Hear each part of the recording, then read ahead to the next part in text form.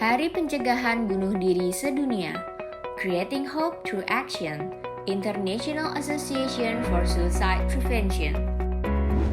Selama pandemi COVID-19, jumlah permasalahan kesehatan jiwa di dunia dan Indonesia semakin bertambah. Bunuh diri adalah konsekuensi berat yang dapat terjadi. Maka, penting bagi kita untuk memperhatikan kesehatan mental sama halnya dengan kesehatan fisik.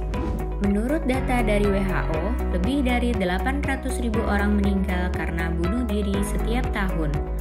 Artinya, ada satu orang setiap 40 detik.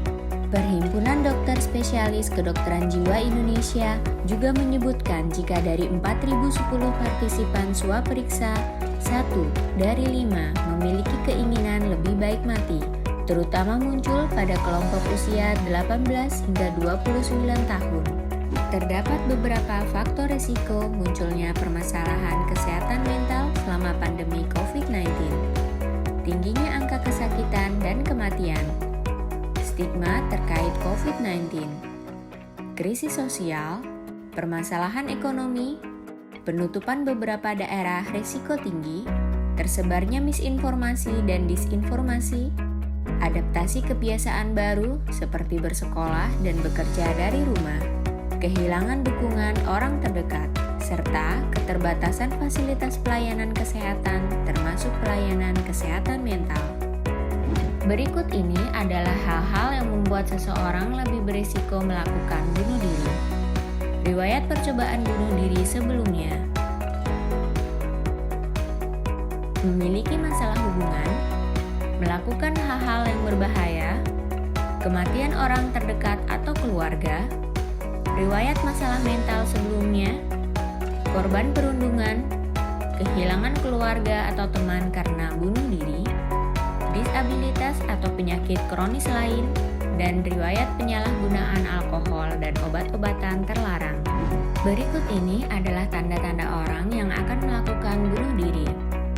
Membicarakan hal-hal terkait bunuh diri. Tidak memiliki harapan hidup dan adanya pengalaman tersakiti yang teramat sangat. Perubahan atau gangguan pola tidur. Mendatangi orang untuk mengucapkan selamat tinggal. Menarik diri dari lingkungan.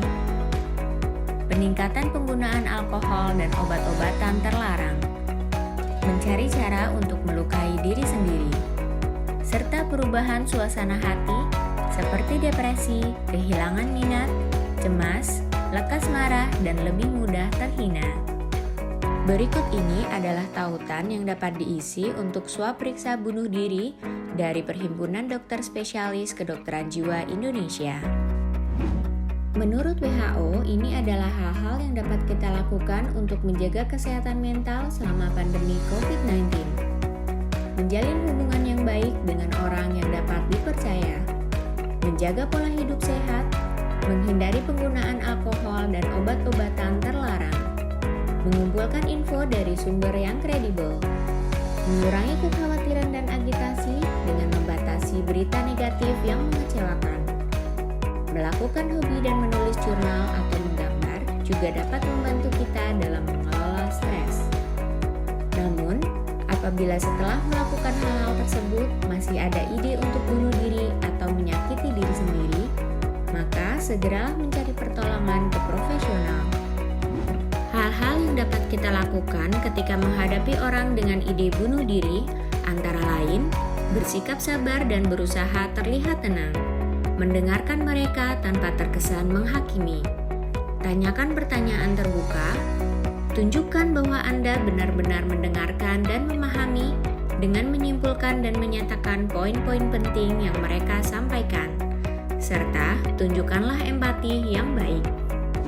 Berikut ini adalah hal-hal yang sebaiknya tidak kita lakukan ketika menghadapi orang dengan ide bunuh diri. Berdebat tentang ide atau percobaan bunuh diri. Membicarakan tentang benar atau salah, dosa atau tidak. Membandingkan atau mengecilkan masalah mereka. Memberikan reassurance seperti jangan khawatir, sabar, yang tabah dan semuanya akan baik-baik saja. Menginterupsi dengan bercerita tentang masalah pribadi kita. Menunjukkan bahasa tubuh yang negatif.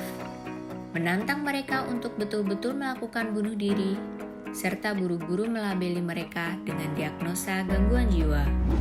Kiat memberi harapan kepada orang dengan ide atau upaya bunuh diri, mengajarkan langkah-langkah self-help yang dapat dilakukan, mencermati adanya faktor resiko bunuh diri atau perilaku yang membahayakan, membentuk kelompok dukungan teman sebaya, menciptakan lingkungan yang aman dan jauh dari benda berbahaya, mendengarkan dengan empati tanpa menyalahkan, bebas stigma dan penghakiman, memberikan informasi dan penjaminan, senantiasa menemani dan mendukung untuk segera mencari bantuan profesional, karena ide dan upaya bunuh diri adalah suatu kedaruratan medik atau psikiatrik, serta memberikan pendampingan spiritual jika dibutuhkan. Tindakan bunuh diri dapat dicegah, namun upaya pencegahan bunuh diri tentu membutuhkan kerjasama dan koordinasi dari berbagai pihak. Maka, mari kita mulai dari diri sendiri. Let's work together to prevent suicide by creating hope through action.